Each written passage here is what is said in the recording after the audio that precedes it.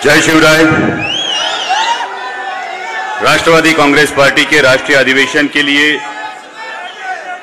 मंच पर उपस्थित पार्टी के राष्ट्रीय अध्यक्ष, देश के नेता आदरणीय शरद चंद्र जी पवार साहब, सभी मान्यवर नेतागण, समय की कमी होने के कारण सभी मान्यवर नेतागण और सबसे महत्वपूर्ण राष्ट्रवादी का परचम लहराने की उम्मीद हमेशा बुलंदी पर रखने वाले आप सभी जन, सभी को जय शिवराय।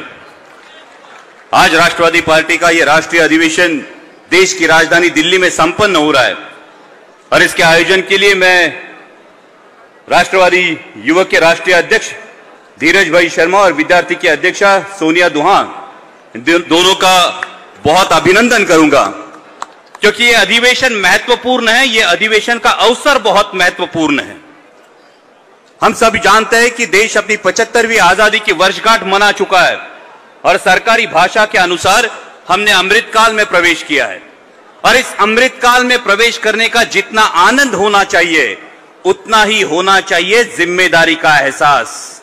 हाँ, जिम्मेदारी अमृत महोत्सव से शताब्दी महोत्सव तक देश को ले जाने की जिम्मेदारी, देश को विश्व की महासत्ता बनाने की जिम्मेदारी, और यह जिम्मेदारी जितनी बुजुर्गों के अनुभव आधारित मार्गदर्शन पर निर्भर है उतनी ही निर्भर है युवाओं के जोश, संविधान के प्रति सच्ची श्रद्धा और निरंतर देश प्रेम पर। और इस जिम्मेदारी की राह पर चलते हुए हमें इतिहास का अध्ययन, वर्तमान का अवलोकन और भविष्य का चिंतन करना होगा। अगर देखा जाए तो क्या है देश का आलम? विश्व का सबसे बड़ा लोकतंत्र जिस पर हर भारतीय को गर्व है, उस लोकतंत्र की आज क्या परिस्थिति है? लोकतंत्र के 4 स्तंभ माने जाते हैं: शासन, प्रशासन, न्यायपालिका और मीडिया। लेकिन जब भी कोई देश निरंकुश सत्ता की ओर बढ़ता है तब न्यायपालिका और प्रशासन पर दबाव आना स्वाभाविक है और ऐसे हालात में जिम्मेदारी बढ़ जाती है शासन और मीडिया पर। लेकिन आज देश में देखा जाए तो शासन दिन ब दिन प्रतीकवादी बनता जा रहा है और मीडिया प्रतिक्रियावादी। फिर आप पूछेंगे ऐसे हालात में आवाज क्यों नहीं उठाई जाती इसके खिलाफ? मेरे ख्याल से फिल्म शोले का डायलॉग सभी को याद होगा। दूर किसी गांव में अगर बच्चा रोता है तो मां उसे कहती है, बेटा सो जा वरना गब्बर आ जाएगा। आज देश में कोई भी विपक्ष का नेता या कोई भी मीडिया किसी भी मुद्दे पर अगर आवाज उठानी चाहती है तो मां नहीं कहती, अपने आप आवाज कान में गूंजने लगती है, भाई चुप हो जा वरना ईडी या सीबीआई का रेड आ जाएगा। भाइयों, मजाक की बात छोड़िए, लेकिन वास्तविकता, आज देश की वास्तविकता यह है कि देश की बुनियादी समस्याओं से ध्यान हटाकर देश की जनता का ध्यान कुछ चंद प्रतीकों पर केंद्रित करने की लगातार कोशिश की जा रही है। आप हमें हर घर तिरंगा लगाने के लिए कहे या आप राजपथ का कर्तव्य पथ करें, एक भारतीय होने के नाते हमें भी इन बातों पर गर्व है। लेकिन उसी के साथ उसी तिरंगे के प्रति कर्तव्य पथ पर चलते हुए आपकी देश को, जनता को जवाब देना होगा कि देश में आज बेरोजगारी अपनी चरम सीमा पर क्यों है? क्यों देश में आज हर 6 भारतीयों के पीछे एक भारतीय बेरोजगार है? क्यों देश में आज महंगाई आसमान छू रही है? 2014 में इस सरकार को बस हुई महंगाई की मार, अब की बार मोदी सरकार कह के चुन के दिया था, लेकिन 14 से 22 तक पेट्रोल के दाम 100 के पार होने लगे हैं। गैस सिलेंडर 410 से 1000 रुपए पार कर चुका है। कुकिंग ऑयल 80 रुपए से 180 रुपए हो गया है। तो सरकार को यह जवाब देना होगा कि देशवासियों की कमर तोड़ने वाली इस महंगाई के लिए आप क्या कर रहे हैं? आपने युवाओं से वादा किया था सालाना 2 करोड़ रोजगार आएंगे, किसानों से वादा किया था किसानों की आय दुगनी होगी। क्या हुआ इन वादों का? हमारे अतुल बेनकी जी बैठे हैं। आज महाराष्ट्र में प्याज किसान को 8 से 10 किलो रुपए के दाम में बेचना पड़ रहा है, जबकि उसकी लागत का खर्चा 18 से 20 रुपए किलो है। हम बार बार सरकार से गुहार लगा रहे हैं कि एक्सपोर्ट बैन हटाकर एक्सपोर्ट ड्यूटी कम की जाए, लेकिन सरकार के कानों तक देश के किसानों की आवाज नहीं पहुंच रही। और इन सब बुनियादी समस्याओं को छोड़कर एक अलग ही बात की चर्चा आजकल देश में हो रही है, और वो है हिंदुत्व। हर किसी को अपने धर्म पर अभिमान होना, गर्व होना लाजमी है। और क्यों न हो? हां, मैं हिंदू हूं और मैं हिंदुत्व से परहेज क्यों करूं, लेकिन उसी के साथ हिंदुत्व क्या है, हिंदुत्व की परिभाषा क्या है, हिंदुत्व का मतलब क्या है, यह भी देशवासियों को बताना जरूरी है।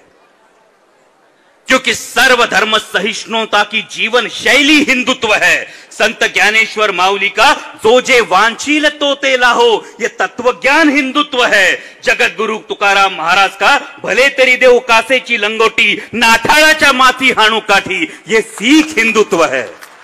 स्वामी विवेकानंद की शिकागो के सर्वधर्म परिषद में किया गया भाषण यह हिंदुत्व की परिभाषा बताता है। और छत्रपति शिवाजी महाराज का हिंदुत्व माता और मातृभूमि के लिए सर्वोच्च त्याग के लिए हमें प्रेरित करता है। लेकिन अगर धर्म के नाम पर असामाजिक तत्वों को बढ़ावा दिया जाता हो, फिर वो कोई भी धर्म हो, वो हिंदू हो, इस्लाम हो, सिख हो या ईसाई हो, हमें इसका पुरजोर विरोध करना होगा। हमें आगे होकर देखना होगा कि धर्म से पहले राष्ट्र को प्राथमिकता दी जाए। धर्म के नाम पर नफरत की राजनीति करने वाले हर एक व्यक्ति से हमें पूछना होगा कि देश के युवाओं के हाथ में वो पत्थर और तलवार देना चाहते हैं या फिर रोटी और रोजगार। और इस बात को गंभीरतापूर्वक लेना होगा, क्योंकि अगर हमें हमारे देश को विश्व की महासत्ता बनाना है तो इकोनॉमिक डेवलपमेंट ये एकमात्र विकल्प है। आज के ग्लोबलाइजेशन के जमाने में युवा खास करके ये बात अपने जहन में डाल ले कि आज के ग्लोबलाइजेशन के जमाने में तलवारों और बंदूकों के दम पर नहीं, बल्कि एग्रीकल्चरल इंफ्रास्ट्रक्चर और इंडस्ट्रियल डेवलपमेंट और हर तबके के आर्थिक विकास से ही देश विश्व की महासत्ता बन सकता है।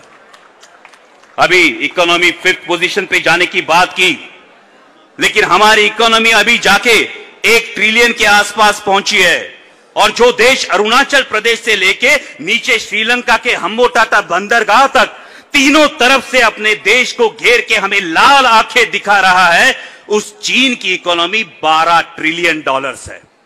लेकिन जब भी देशभक्ति की बात आती है तो सिर्फ पाकिस्तान की बात की जाती है। हां, हमने पाकिस्तान को 1965, 1971 और कारगिल के युद्ध में धूल चटाई है और आगे भी उन्हें मसलने का दमखम हम रखते हैं। लेकिन भविष्य का असली खतरा चीन से है और इसलिए हमें नफरत की राह छोड़कर निरंतर विकास की राह पर चलना होगा, क्योंकि कोई भी अशांत या युद्धमान देश निरंतर विकास की प्रक्रिया नहीं चला सकता। अगर डेवलपमेंट नहीं होगी तो रोजगार नहीं मिलेगा, रोजगार नहीं मिलेगा तो देश पिछड़ जाएगा और किसी भी सच्चे देशभक्त को अपना देश पिछड़ता हुआ बर्दाश्त नहीं होगा। इसलिए सोचना होगा, युवा के हाथ में धर्म के नाम पर तलवार देनी है या उसी युवा के हाथ में देश हित के नाम पर रोजगार देना है। और ऐसी परिस्थितियों में देश के लिए मार्गदर्शक है छत्रपति शिवाजी महाराज का तत्व। वो छत्रपति शिवाजी महाराज जिन्होंने इस भारतवर्ष में एक उदाहरण प्रस्तापित किया था कि राज सत्ता कभी भी धर्म सत्ता के अधीन नहीं होनी चाहिए।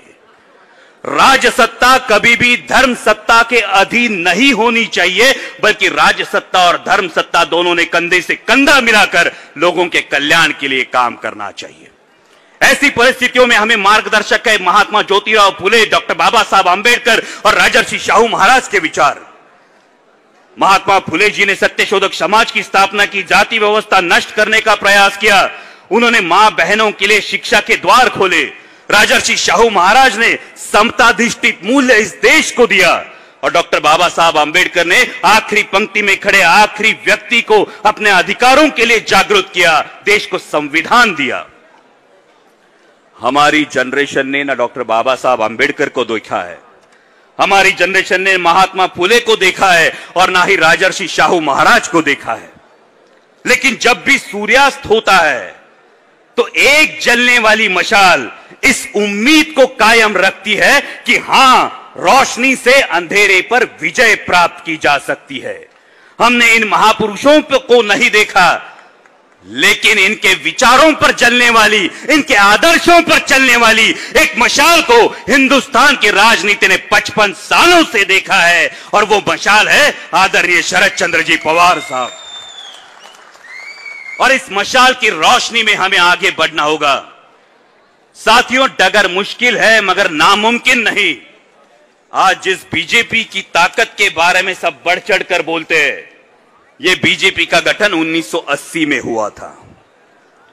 1984 में उस पार्टी के मात्र केवल 2 सांसद थे और 39 सालों बाद 2019 में उस पार्टी के 303 सांसद हुए। उनके नेताओं का अपने कंफर्ट जोन से बाहर निकलकर किया हुआ प्रयास या संगठन के हेतु मेहनत, इसका योगदान उसमें जरूर होगा, लेकिन बताने का उद्देश्य यह है 39 साल बाद वो ताकत बनने की सोच रहे। अभी तो एनसीपी को गठित हुए सिर्फ 22 साल हुए हैं। अभी भी देश हमारी तरफ उम्मीद की नजरों से देख रहा है। सिर्फ जरूरत है हमारे कंफर्ट जोन से बाहर निकलने की। जरूरत है फुले शाहू अंबेडकर की विचारधारा को देश के कोने कोने तक पहुंचाने की, क्योंकि हमारी मुट्ठी में अनुभव का आसमान है, हमारे पंखों में जान है, बस उड़ान भरने की देर है।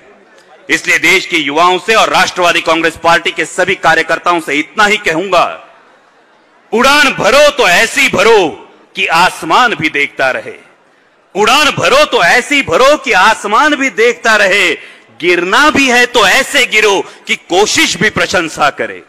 लड़ना है तो ऐसे लड़ो, लड़ना है तो ऐसे लड़ो कि जीत भी अभिवादन करे, और जीना है तो ऐसे जियो कि राष्ट्र आप पर गौरव करे, राष्ट्र आप पर गौरव करे।